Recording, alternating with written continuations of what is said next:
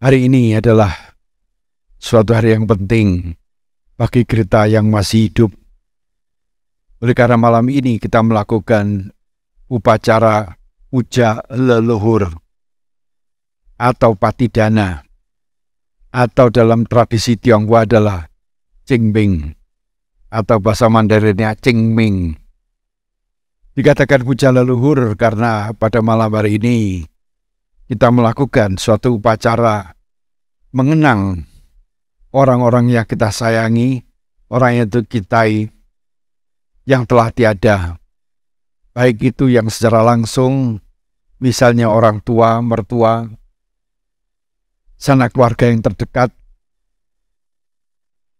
kemudian mertua, orang tua, maupun sahabat-sahabat kita yang lain, saudara-saudara kita yang lain. Dalam kesempatan yang baik ini, kita mendoakan mereka itu berbahagia di alamnya yang baru.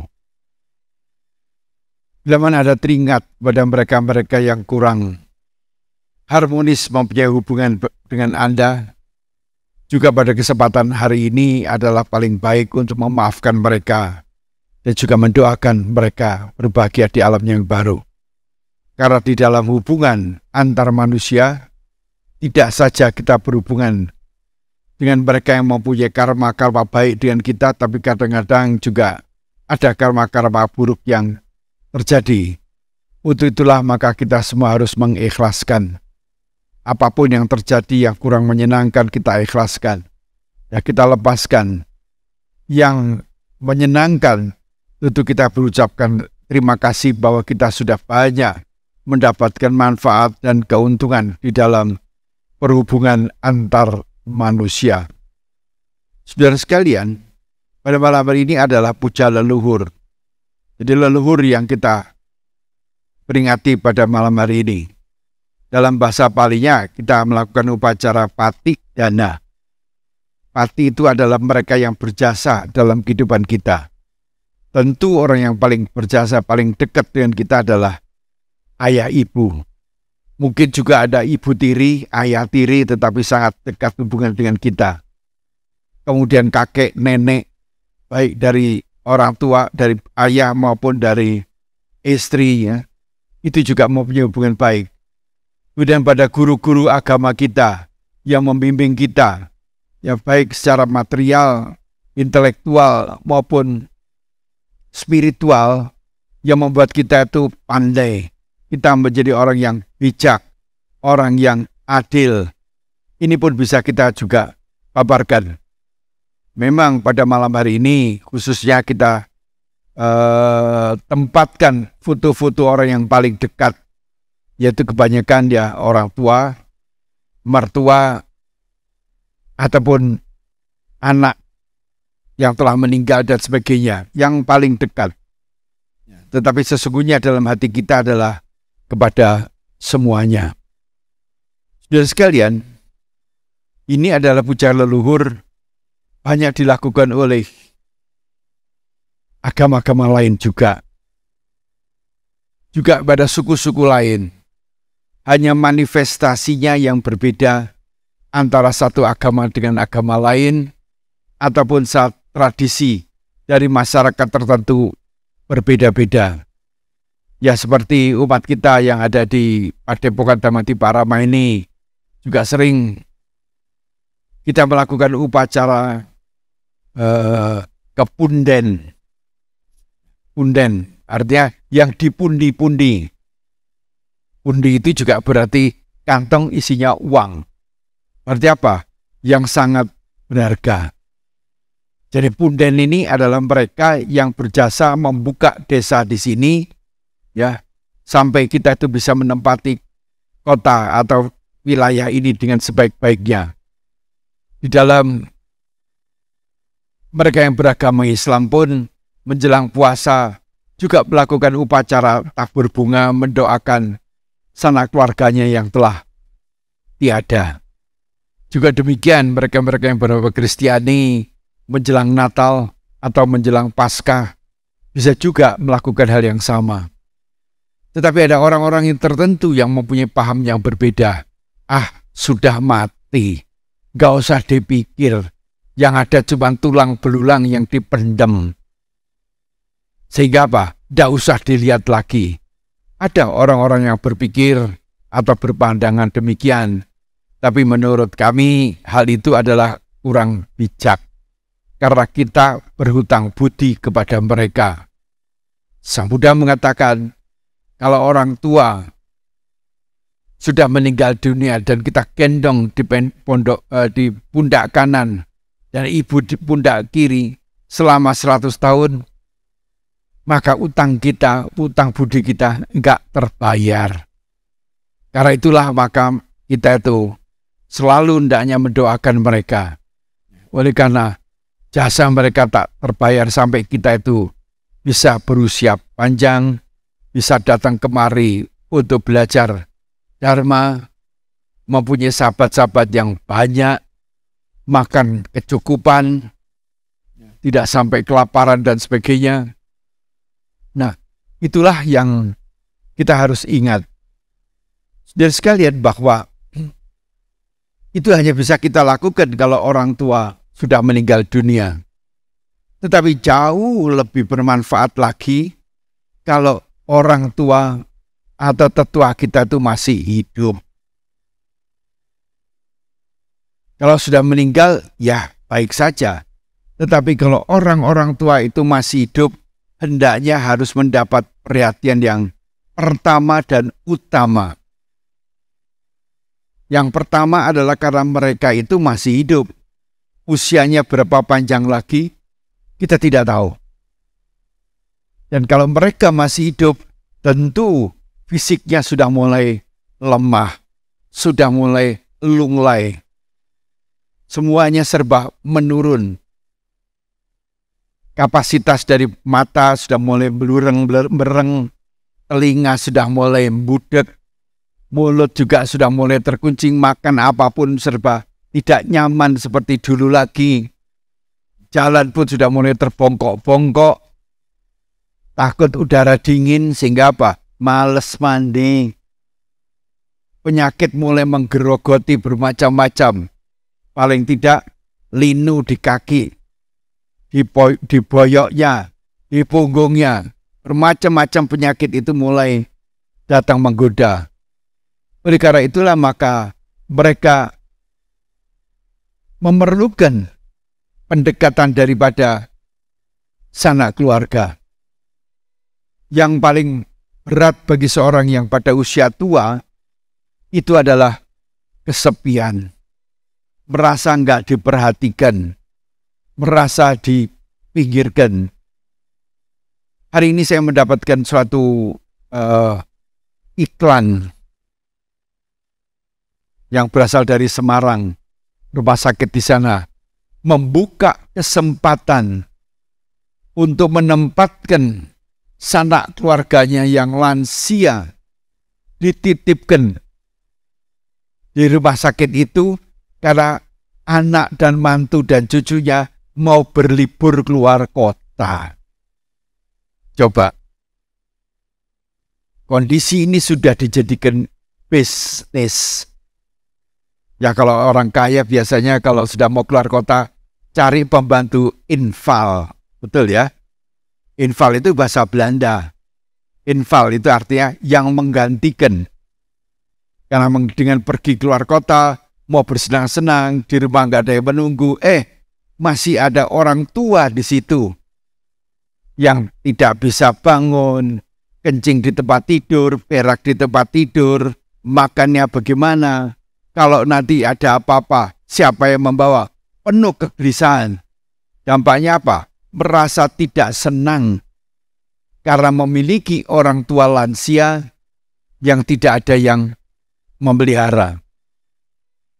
Maunya bagaimana ini saya mau senang-senang, tapi tidak dibebani oleh orang tua. Ya sudah dititipkan aja di rumah lansia. Ada dokternya, ada rumah sakitnya di situ. Nanti TST mereka itu tua sama tua. Ngobrolnya enak daripada sudah tua, ngobrol sama yang muda-muda gak direken. Gak nyambung. Sebab kalau orang sudah tua-tua selalu ceritanya zaman dulu. Sedangkan anak sekarang, zaman ke depan dan zaman sekarang. Kalau yang tua cerita waktu zaman dulu, kalau sudah purnama itu enak, langitnya terang, udaranya malam, ada lampu, kemudian main dakon, ya atau main apa namanya itu, gobak sodor dan sebagainya. Sekarang anak-anak tidak ngerti semua, mereka itu main game semua. Mereka merasa ditinggalkan, nggak disapa, nggak dibiarkan sapa, sehingga tercampakkan di rumah lansia untuk sementara waktu anak cucunya gembira keluar kota. Kalau mereka yang diajak, nyusahin saja. Jangan-jangan di tengah jalan sakit dan sebagainya, sehingga dititipkan saja. Ini adalah tidak tepat, tapi bisa dimengerti. Bisa dimengerti, meskipun ini tidak sesuai dengan dharma. Diajak salah, ditinggal kita nggak bisa pergi, ditaruh di rumah lansia, yang nyaman pun berapa biayanya? Per hari 700.000 rupiah. Hanya orang kaya yang mau menitipkan lansianya ke tempat situ, 700.000 per hari. Jadi kalau perginya minimum katanya 10 hari. Jadi berapa? 7 juta selama 10 hari. Saya terima hari ini. Sangat menyedihkan menjadi orang tua. Ini seperti Vatikanti 91, saya 81, sungguh menyedihkan orang tua. Karena menjadi tua itu bukan pilihan, tapi kepastian. Sudah tua, ujung-ujungnya adalah diakhiri dengan kematian. Oleh karena itulah maka Anda sekalian kalau masih memiliki orang tua yang masih hidup, nomor 1, sapalah mereka, peliharalah mereka. Hidupilah mereka karena hutang budi ini tidak terbayar. Dan sesuai dengan dharma, kalau Anda bisa merawat, memelihara, mengawetkan kehidupan mereka menjadi usia panjang, itu adalah suatu berkah dan memperpanjang rezeki kita. Nah, ada kebiasaan di negara-negara Buddhis. Kalau orang tua sudah meninggal, bagaimana Bante? Bagaimana saya membalas budinya? Di sana ada kebiasaan, maka biasanya umat yang berbakti memilih 1 atau 2 biku untuk menggantikan orang tuanya. Nah, di situ para biku yang sudah mulai sepuh-sepuh mulailah diperhatikan, dirawat, dibantu, mau jalannya, makannya, kesehatannya. Karena kalau sudah tua, itu Vatikanti masih berbahagia, nggak sampai ngeprok. Waktu kecil kencing di tempat tidur, orang tua tidak marah. Tapi bagaimana kalau orang tua sudah tua, kemudian kencing di tempat tidur? Anaknya marah atau mantunya marah apa tidak? Ini kencing melulu di tempat tidur. Kalau beol di tempat tidur waktu kecil, senang, nggak marah. Tapi begitu orang tua mertuanya berak di tempat tidur, wah marah, kesal.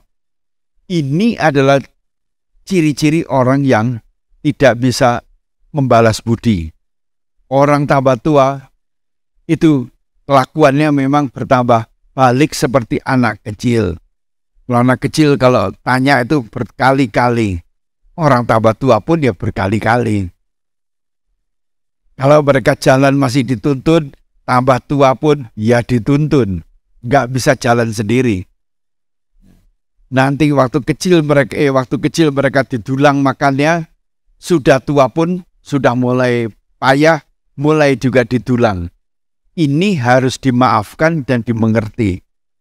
Jadi di negara-negara Buddhis itu, kalau mau membalas budi, mengambil 1 atau 2 para biku yang cocok dengan dirinya sendiri untuk disantuni, untuk diperhatikan.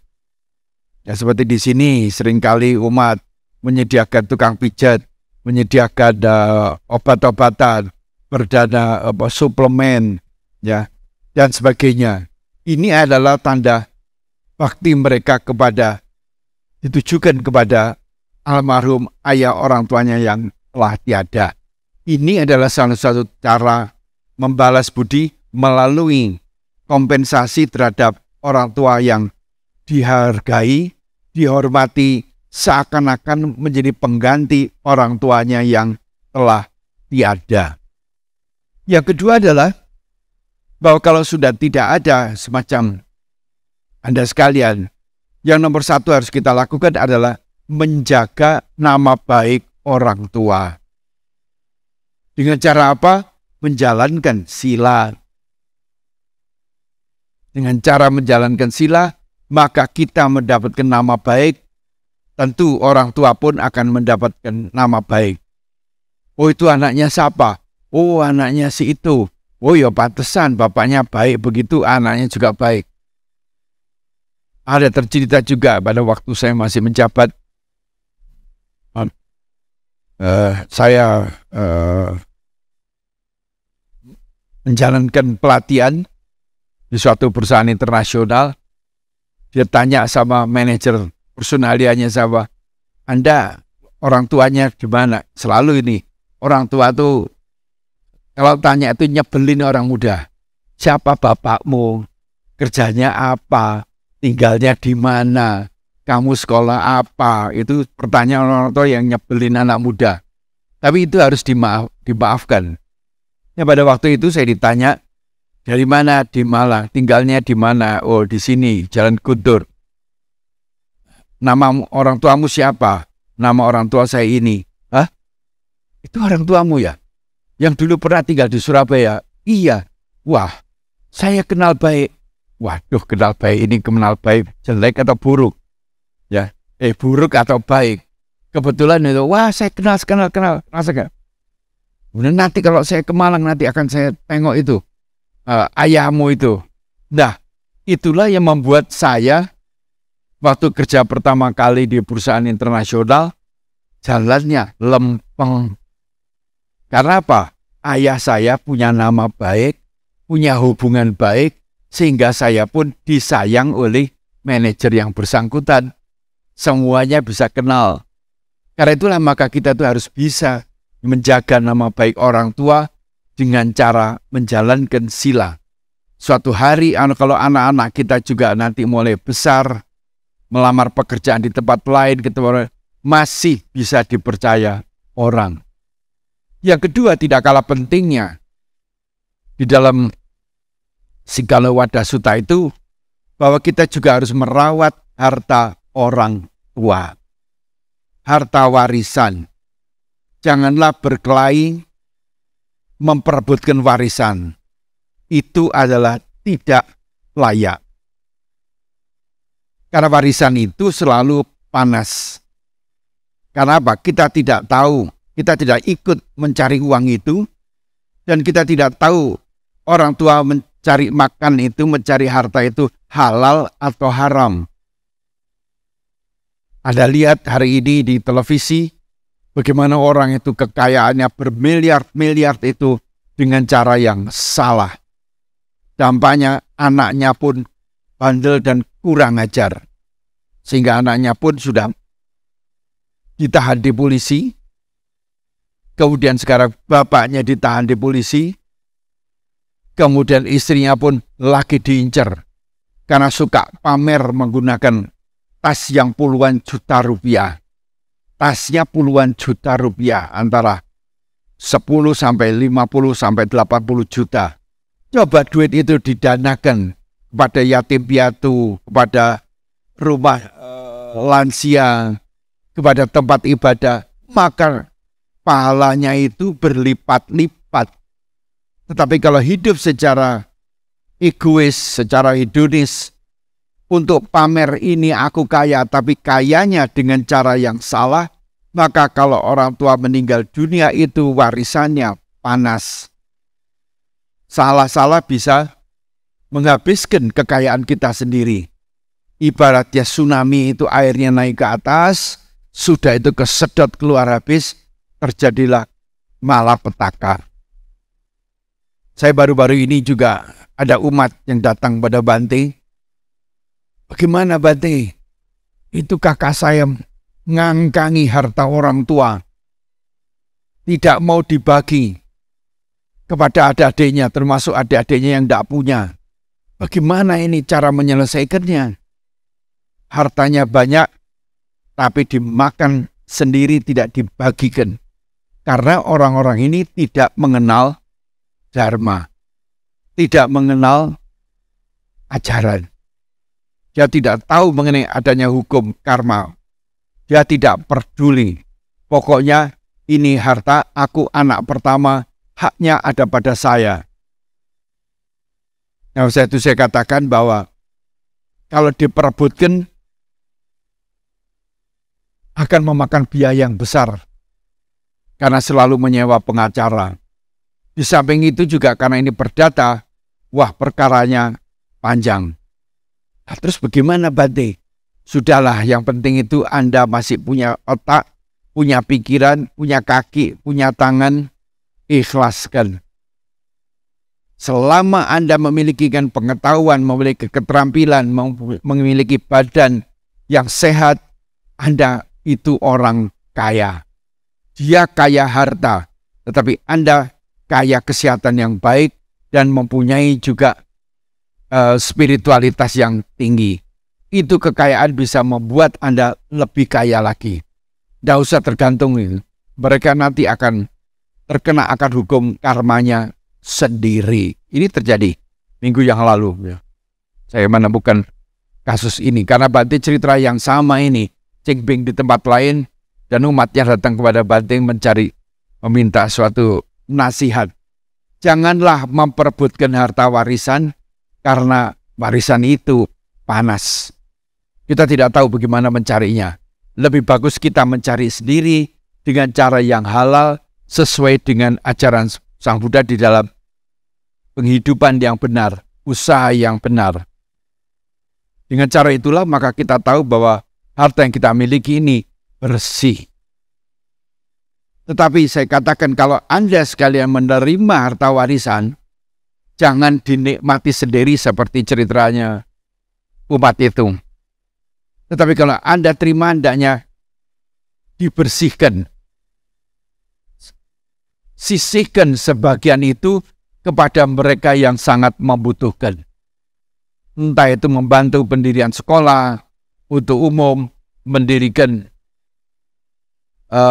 membantu yatim piatu, memberikan beasiswa, membantu orang tua, lansia, membantu wihara, pembangunan stupa dan sebagainya.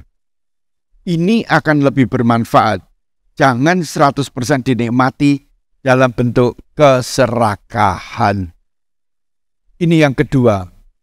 Yang ketiga, tidak kalah pentingnya adalah sesuai dengan ajaran Sang Buddha, hendaknya tetap memelihara makamnya. Paling tidak setahun sekali mengunjungi makamnya, melihatnya, membersihkannya, menanyakan siapa yang menjaga tempat ini, sudah membacakan parita-parita di situ, sambil mengenang. Ini yang penting itu adalah mengenang kebaikan beliau, mengenang pesan-pesan beliau, mengapa beliau itu sampai sukses. Tapi kalau beliau nasibnya tidak baik, ya kita maafkan dan kita pelajari kenapa beliau nasibnya tidak baik. Pasti ada hal yang tidak sesuai dengan dharma. Gunanya upacara patidana itu di situ. Dan kita menghormat dan tidak lupa bahwa kita juga melakukan dana paramita atas nama leluhur tersebut. Hari ini upacaranya tanggal 4 bulan 4. Ya, 4 ini, kenapa 4 ini? Bahasa Tionghoanya adalah si. Artinya apa? Mati. Karena itu di Tionghoa nggak suka angka 4 itu. Tanggal 4, bulan 4, ya tidak suka. Hotel pun tidak ada yang lantai 4. Kalau orang barat itu 13. Kamar yang ada 13 yang nggak ada celaka. Celaka 12 sampai 13. Kalau bahasa Indonesia celaka 12. Tapi kalau orang barat celaka itu 13. Apalagi 13-nya itu jatuh hari Jumat. Itu hari celaka itu. Orang barat. Kalau kita kan barat daya ya. Beda. Nah karena itulah maka tanggal 4 bulan 4 di dalam tradisi Tionghoa ini adalah hari puja bakti mereka. Dan pada waktu kayak begini, selama seminggu sebelum dan seminggu sebelumnya, mereka balik semua. Ya tentu banyak teman-teman Tionghoa yang nenek moyangnya masih ada di Tiongkok. Entah di Fujian, entah di Hong Kong, entah di Fuzhou. Tentu melakukan upacaranya di tempat ini. Di tempat wihara-wihara tertentu melakukan upacara. Nah tentu yang orang Jawa pasti mempunyai tradisi tersebut, apakah itu yang disebut sebagai nyadran. Ya, kalau di Islam nyadran itu ya sebelumnya.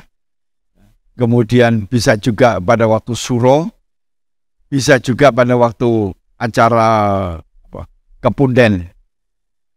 Yang dari Lombok, upacaranya juga beda lagi. Arwah ya, apa namanya? Marwah, arwah itu ya, misalnya daerah. Mereka juga menyelenggarakan upacara gitu. Di daerah Kalimantan juga ada yang sama. Waktunya berbeda-beda sesuai dengan tradisi masing-masing. Intinya adalah mengenang kebaikan kebajikan para leluhur, baik yang langsung maupun tidak langsung.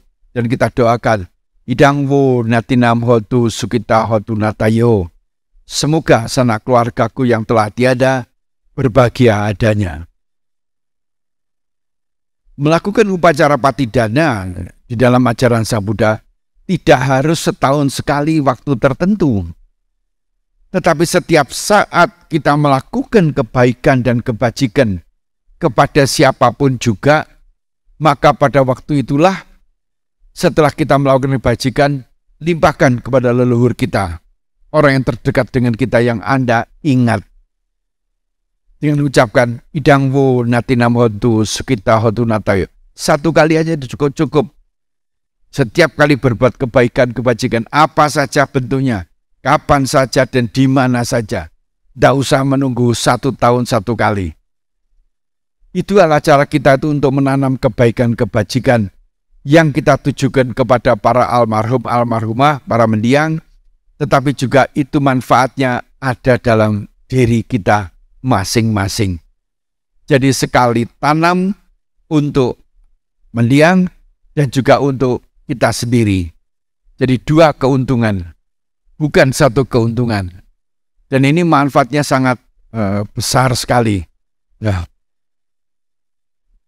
Terutama kalau orang tua masih hidup atau sahabat-sahabat kita masih hidup, kita santuni mereka.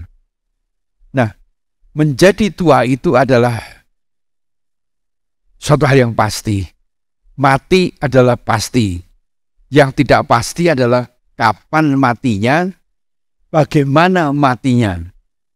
Tentu kita sebagai manusia yang hidup mengharapkan itu kita mati dengan tenang, dengan damai, tidak kejet-kejet. Atau juga ada orang yang meninggal ditabrak truk ya, di televisi ada itu, ya, kepalanya pecah, darahnya kemana-mana. Kalau bisa tenang itu meninggalnya tenang. Tapi semua itu tergantung daripada perilaku kita.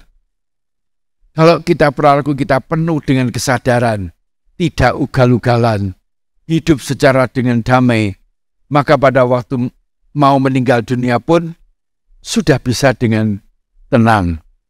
Nah, Bante atau Samanera paling banyak itu diundang ke rumah sakit kalau sudah mulai ada yang kritis, ada yang manjur doanya. Begitu sudah didoakan, belum sampai meninggal, belum sampai pergi, sudah meninggal dunia. Demikian juga dengan ibu saya. Katanya malam ini meninggal dunia. Ternyata belum meninggal. Wah, kalau gitu nunggu saya ini begitu. Besoknya berarti terbang ke Jakarta, juga sampai siang belum meninggal. Apa yang terjadi? Pada sore hari, Bante Citagutu dan Dhamma Subo lewat di depan rumah sakit itu. Beliau ingat, wah, mamanya Bante Jayamedo ada di sini. Ayo kita mampir. Mampir beliau. Sekitar jam 6 beliau tiba. Nah, kita bertiga membacakan parita, meskipun beliau Muslim, keluarga Bante Muslim juga membacakan parita itu. Apa yang terjadi? Setelah membacakan parita, langsung itu bunyi tit, tit, tit. Gambarnya, rekaman itu rata alias meninggal dunia. Meninggal dunianya bukan karena menunggu saya saja, menunggu komplit 3 biku membacakan parita suci. Ini adalah cara hidup mati dengan tenang, mati dengan bahagia. Demikian juga ayah saya meninggal dunia. Kemudian saya tutup matanya karena saya lihat matanya sudah mulai seperti orang menangis. Saya tutup matanya, saya bacakan parita. Hanya sendirian, adik-adik kakak saya lagi pulang karena sudah seharian jaga. Di saat itulah beliau meninggal dunia dengan tenang. Karena itulah maka belajar Dharma ini sangat penting. Melaksanakan Dharma jauh lebih penting. Sehingga kita itu bisa hidup tenang, bahagia, tidak hanya untuk diri sendiri tetapi juga untuk orang-orang lain. Jadi menjadi tua itu adalah pasti. Mati adalah pasti. Tetapi bagaimana kita menjalani usia tua dengan bahagia, itu adalah pilihan kita. Ya, seperti Bante Kanti, setelah pensiun beliau menjadi biku. Kalau Bante tidak, setelah pensiun masih mau menikmati. Ujungnya juga mau jadi biku apa enggak? Akhirnya sudahlah jadi biku.